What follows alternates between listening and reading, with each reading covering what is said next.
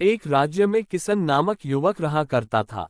एक बार उसने राजा के किसी आदेश की अवहेलना कर दी। अपने आदेश की अवहेलना राजा को कतई गंवारा नहीं थी। जो भी उसके आदेश की अवहेलना करता दंड का पात्र बनता।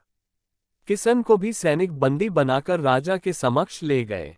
भरे दरबार में राजा ने उसे मृत्युदंड सुनाया।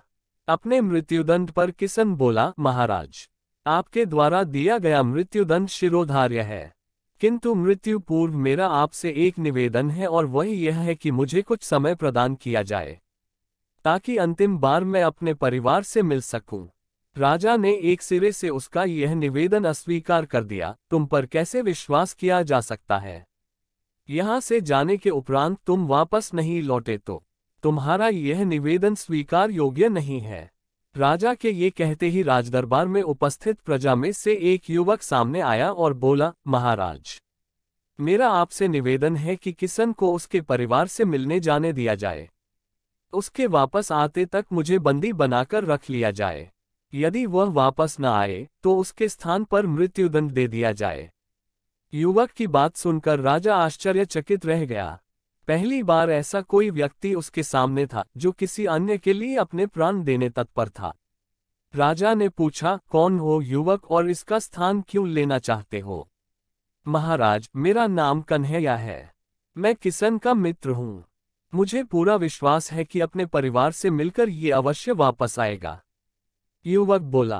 राजा ने सैनिकों को कन्हैया को बंदी बना लेने का आदेश दिया और किसन को परिवार से मिलने जाने की अनुमति प्रदान कर दी। किसन को 6 घंटे का समय दिया गया जिसमें उसे अपने परिवार से मिलकर वापस आना था। किसन घोड़े पर सवार होकर अपने परिवार से मिलने पहुंचा और सबसे मिलकर तुरंत वापसी की राह पकड़ ली। वह समय व्यर्थ नहीं करना चाहता था। समय पर राजा के समक्ष न पहुंचने पर उसके मित्र के प्राण संकट में पड़ सकते थे। तीव्र गति से घोड़ा दौड़ाते हुए वह राजमहल की ओर चला आ रहा था कि एक स्थान पर वह घोड़े से गिर पड़ा और चोटिल हो गया। इधर निर्धारित 6 घंटे पूरे हो गए।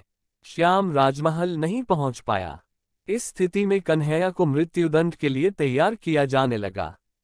अपने अंतिम समय में कन्हैया ने किसन का स्मरण किया और आंखें बंद कर ली। वह प्रसन्न था कि वह अपने मित्र के काम आ सका, किंतु अंतिम क्षण में किसन राजमहल पहुंच गया।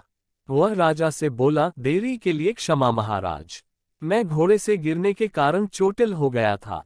अब मैं वापस आ चुका हूँ। कृपया मेरे मित्र कन्हैया को छोड़ दीजिए। किसन का कथन सुनकर कन्हैया ऊंचे स्वर में बोला, मित्र, तुम चले जाओ। किसन बोला, नहीं मित्र, मेरा दंड तुम कैसे भोग सकते हो और मैं तुम ऐसा करने कैसे दे सकता हूँ? मेरा दंड है, मैं ही भोगूंगा। तुमने मेरे लिए जो किया उसके लिए मैं तुम्हारी आभारी हूँ।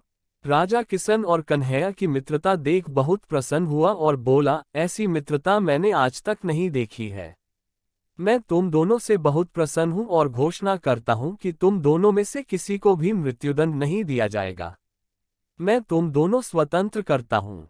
सच्चा दोस्त वह होता है जो हर घड़ी आप पर विश्वास करता है और आपके साथ खड़ा रहता है।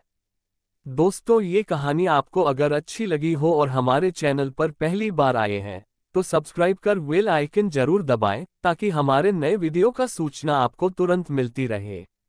धन्यवाद।